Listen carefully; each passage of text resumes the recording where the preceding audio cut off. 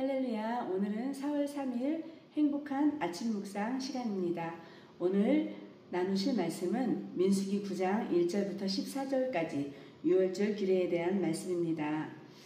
오늘 본문은 유월절에 관한 하나님의 말씀입니다. 그래서 하나님께서는 이스라엘 백성들에게 첫째 달에 유월절을 지키라고 명령하셨습니다. 유월절은 이스라엘이 새로운 생명을 얻게 된 그 구원의 날을 의미하고 기념하는 날입니다.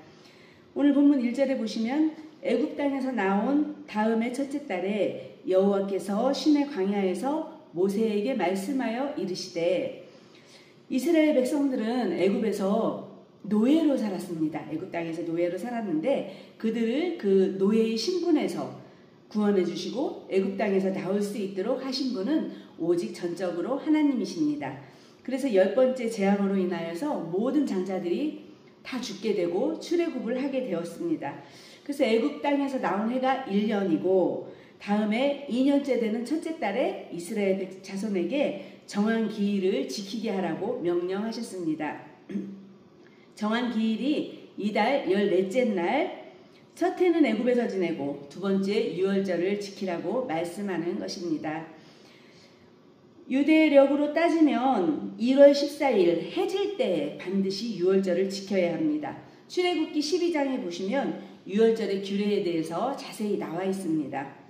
우리가 어떤 잔치를 하거나 어떤 절기를 지낼 때 미리미리 준비를 합니다. 며칠 전부터 준비를 하는데 가족대로 어린 양을 다 취하여서 그 가족이 다 먹지 못하면 이웃과 같이 잡고 그렇게 계획을 세워서 고기는 불에 구워 먹어야 되고 날 것이나 삶은 것은 안 됩니다.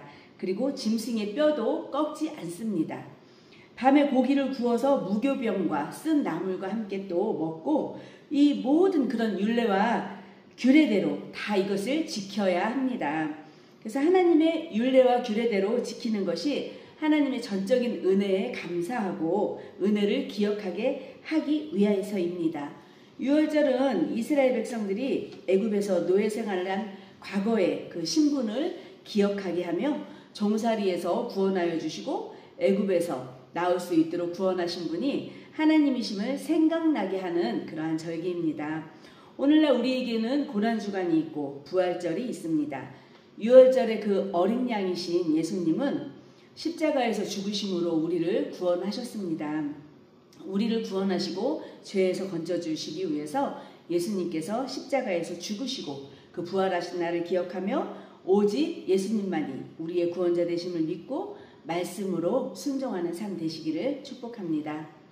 그런데 이 믿음의 삶을 잘 살아낸다는 것이 생각처럼 그렇게 쉬운 일은 아닙니다.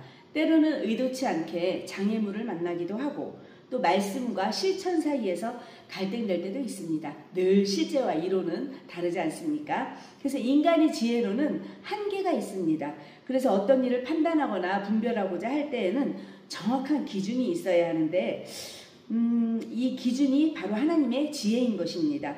더구나 뜻하지 않은 상황이 생겨서 유월절을 지키지 못하게 된다면 어떻게 될까요? 6절에 본문 6절에 보시면 그때 사람의 시체로 말미암아 부정하게 되어서 유월절을 지킬 수 없는 사람들이 있었는데 그들이 그날에 모세와 아론 앞에 이르러 그에게 이르되 우리가 사람의 시체로 말미암아 부정하게 되었거니와 우리를 금지하여 이스라엘 자손과 함께 정한 기일에 여호와께 헌물을 드리지 못하게 하심은 어찌함이니까. 이렇게 분명 하나님께서는 어떤 일이 있어도 유월절을 정확하게 지키라고 말씀하셨는데 레위기 21장 1절에 보시면은 여호와께서 모세에게 이르시되 아론의 자손 제사장들에게 말하여 이르라 그의 백성 중에서 죽은 자를 만짐으로 말미암아 스스로를 더럽히지 말려니와. 죽은 자를 만진 것은 부정해지고 스스로 더러워졌다라고 말씀하고 있습니다. 레위기 7장 20절에서는 또 이렇게 말씀해주고 있습니다. 만일 몸이 부정한 자가 여호와께 속한 화목제물의 고기를 먹으면 그 사람은 자기 백성 중에서 끊어질 것이요. 부정해진 자, 즉 시체를 만진 자가 고기를 먹었을 때 끊어진다는 것은 출교를 당하거나 죽는다는 이야기입니다. 그렇다면 시체를 만진 사람들은 절대 유월절을 지킬 수가 없습니다. 이런 사람들을 위해서 모세는 하나님께 또 묻고 지혜를 구하고 또 구합니다. 이렇게 해서 10절에 보시면 이스라엘 자손에게 말하여 이르라. 너희나 너희 후손종의 시체로 말미암아 부정하게 되든지 먼 여행 중에 있다 할지라도 다 여호와 앞에 마땅히 유월절을 지키되, 시체를 만져서 부정하게 된 사람이나 먼 여행 중에 있는 사람들에게 다시 한번 기회를 줍니다. 먼 여행 중에 있다면 재물을 구하기도 어렵고 너무 멀어서 날짜를 맞춰서 예배를 드리러 오는 것도 어렵습니다. 그래서 첫 번째 1월 14일 유월절을 지키지 못한 백성들에게는 예외 규정을 주셨습니다. 두 번째 유월절을 지킬 수 있도록 다시 한번 배려를 해주셨습니다. 그래서 한 달이라는 그 시간을 주시면서 그동안에 부정했던 것들, 내 안에 부정했던 것들을 다 씻어내고 먼 곳에 있어서 준비가 되지 않은 이들에게는 유월절을 잘 준비해서 지킬 수 있는 그러한 시간을 충분히 주셨습니다.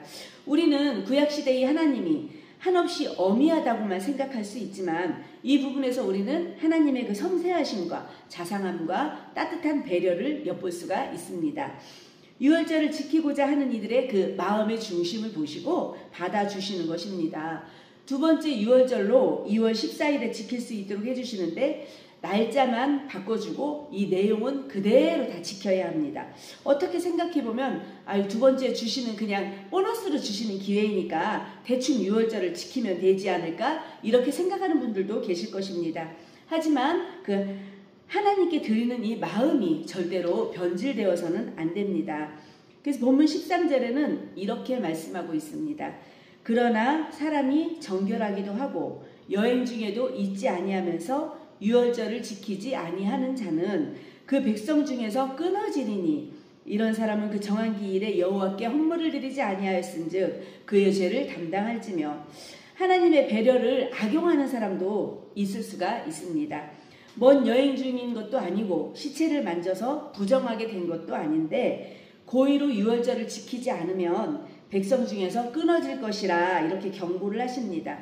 현실에서 우리가 하나님의 유연함을 배려받을 수 있는 일은 무엇이 있을까요?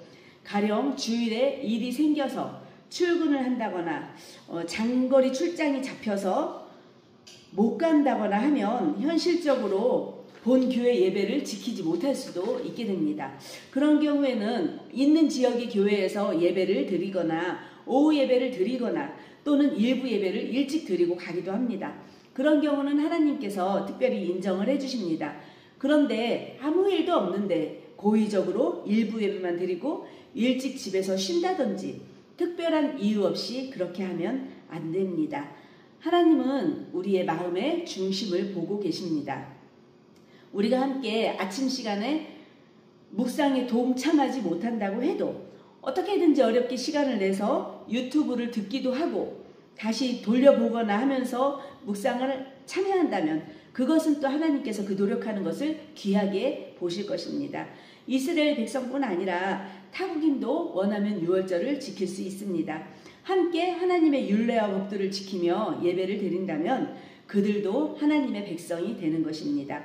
하나님께서는 모든 이들에게 늘 열린 마음으로 대하시고 계십니다. 그 크신 사랑과 그 넓은 사랑과 은혜 앞에 우리도 믿음의 사람으로서 어떤 문제들이 발생했을 때 하나님의 지혜를 구하며 믿음으로 반응해 나가는 그러한 성숙한 믿음의 사람들이 되시기를 축복합니다. 말씀을 마치겠습니다. 기도하시겠습니다. 은혜와 사랑이 충만하신 하나님 아버지, 참으로 고맙고 감사합니다. 저희들에게 다시 한번 기회를 주시고 하나님 어떻게든 주님 안에서 주님의 절기를 지킬 수 있도록 허락하여 주신 아버지, 하나님 우리는 그 주님의 크신 사랑 앞에 하나님 강하고 담대하게 이 세상과 맞서 싸워 나가게 하시고 또 많은 이들에게 주님의 사랑을 더욱 전하며 그렇게 솔선수범하는 믿음의 사람들이 다 되어줄 수 있도록 주님 도와주시옵소서. 예수님 이름으로 감사하며 기도드렸습니다. 아멘.